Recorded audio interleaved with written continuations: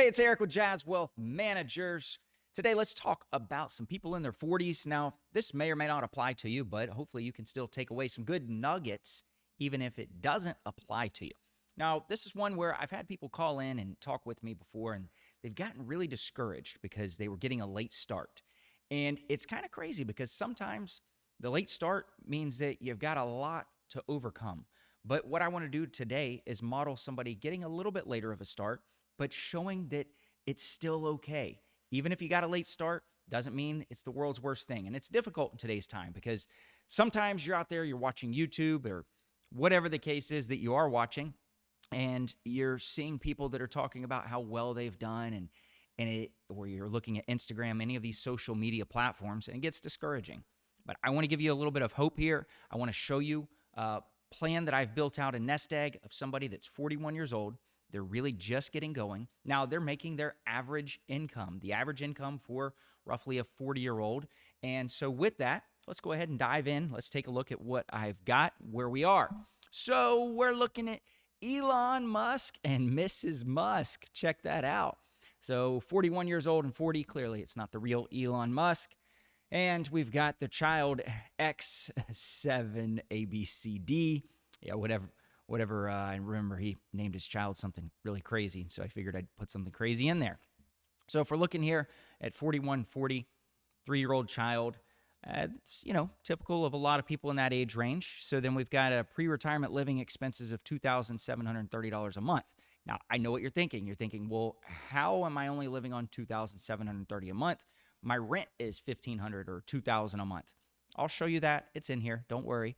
The housing is built out totally separate. What I'm looking at right here, I've actually built it out. You can see exactly what their expenses are. They're spending $700 a month on their auto transportation. So that includes, that could include your automobile, a little bit of fuel there. Dining out, they spend $150 a month. Entertainment, $150 a month. Gifts, $50. Health and fitness, $30. Go to the gym. Bills and utilities, different bills that they have, $400. Charitable giving, they give a little bit away, $50. Groceries, $800 a month. Shopping, clothes, things like that, $100. And then uncategorized, just some randomness, maybe, who knows what it is. It's $300 a month. So I tried to throw some different things in there to really look at a real-life perspective here. Childcare, they've got a 3-year-old, so they're currently paying childcare for the next 3 years, $900 monthly expense. I'm putting that based on, honestly, I'm paying about $850 a month at the current daycare. I've got a little one, and so that's what we're paying for the one child. As far as savings go, now this person, Elon here, hasn't saved at all, and they're just getting started saving. But what they are saving, now that they are getting going, they're going to put 8% into their 401k, and they're going to get a 3% match. Now from there, Mrs. Musk is contributing 3% and gets the 3% match. And then Elon, he's like, hey, you know what? I'm going to take care of the finances as Elon does, the billionaire Elon. So I figured I'd build it out like that. But Elon's got his Roth IRA. And so he's maxing that out. Now this is going to take into consideration maxing it out. And as time goes on, the government's going to allow you to increase the amount that you're putting in. Currently it's $6,000. But that may not be the case. It may be a little bit more than that as time goes because of inflation. So we'll see where that goes. Income, $58,604. Now that's about the average income of a 40-year-old. And so if we're looking here in the United States, Mrs. Musk also works and she also makes that income. So that's what we're looking at there. We've got Social Security. Those are projected. Those are a ways out, but they take their Social Security eventually. As far as retirement age goes, this is where we got to really start looking at things. Now, Elon could retire early, but if he is starting at 41, the longer he waits to retire, the more his money will continue to grow with compound interest. That's the big one here. If you don't start until your 40s, you've got to consider how long are you going to continue to work. Either you're going to have to really sacrifice and pump a lot of money away, or you can pump a decent amount of money away and then maybe extend your retirement years, work a little bit later. And so retirement expense, $4,000 a month. Working with a lot of different people, that tends to be a pretty average going rate when it comes to somebody that's making, the averages. It's not a bad living whatsoever. So looking here, that's not including healthcare. I've included healthcare in there as well. That's the national average now. Nest Egg's going to take that into consideration, and it's actually built in that it's going to continue to increase as healthcare increases. And then we've got college. We've got X7 ABCD's college goal, $27,330. Today's dollars, it's going to go to her going to a public 4-year in-state on campus. So college starts at 18, ends at 22. So that would be Elon and Mrs. Musk floating that bill. Net worth, nothing. They have nothing. But they did just buy a house. So they've got a $350,000 house that they just bought. Annual property tax is $2,200, $1,500 in insurance, and they've got a mortgage on it. They just bought this thing. It's a 5.5% interest rate. Rates are going up, and they've got a monthly payment of $1,987. So giving you an idea here, this is the general. Now, okay, if you're really looking into this, maybe we could throw in a little PMI, but I'm trying to give you a just basic scenario of where people are at with this, with what they've got going on. The thing about it is if they're going to retirement, they have some nest egg here. They're at least registering on their proposed plan. I'll go into why this one is not.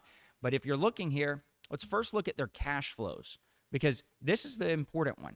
If you're making a combined income of the average salary, you're married and you both have that coming in, that's not a bad income in today's environment.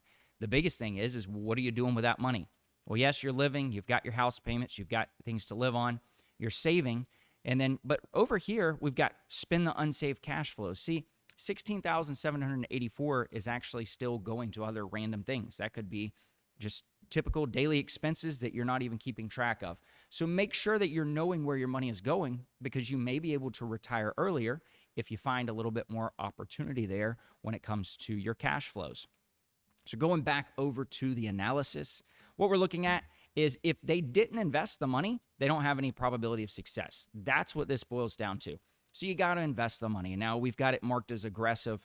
Now our aggressive in the nest egg here is not like this crazy ultra throw everything on Tesla or on Bitcoin aggressive. Instead, this is more of just, getting the money in the market, 100% in the stocks, not trying to, buy a bunch of bonds and be ultra conservative with that. 52% probability of success. Here's the big kicker, though. I understand people wanting to take care of their children, and I have children, and I want to take care of them too. But why sacrifice your retirement years for their education when possibly, who knows? Maybe the government's going to pay for it. Maybe they'll get scholarships. Maybe you can educate them and make sure first go to a 2-year college, local college, community college, get that, and then maybe go from there and get the 4-year degree. There's a lot of things to look at. I can tell you this, and I've seen things like this happen. They want their children to go to this private school that costs $25,000, $30,000 a year, and their child's going to go out and become an educator. And unfortunately, educators are not making a really big salary. Well, what ends up happening there is either the parent's on the hook for the bill, or the child is, because the parent encouraged the child to go there. And then what ends up happening is they're going to be in debt the rest of their life, and they're not going to be able to do something like this with this plan. So it's a little bit of a soapbox, but what I would tell you right here is first focus on your plan. So if we go right here, we're at 52%, $204,000 remaining at the end of the plan. Let's cut that out. Let's say, they're not going to worry right this second about funding their children's education. Maybe they can, help them later on. We'll see where they're at financially. 57% bumps them up a little bit, but now they have an estimated $581,658 remaining. So there's a lot that can come into play here when it comes to looking at nest egg and saying, hey, you're just getting started. Don't beat yourself up. The key is to just get started. Thanks for watching. If you want to watch more FinTips videos, click here. Be sure to like and subscribe also.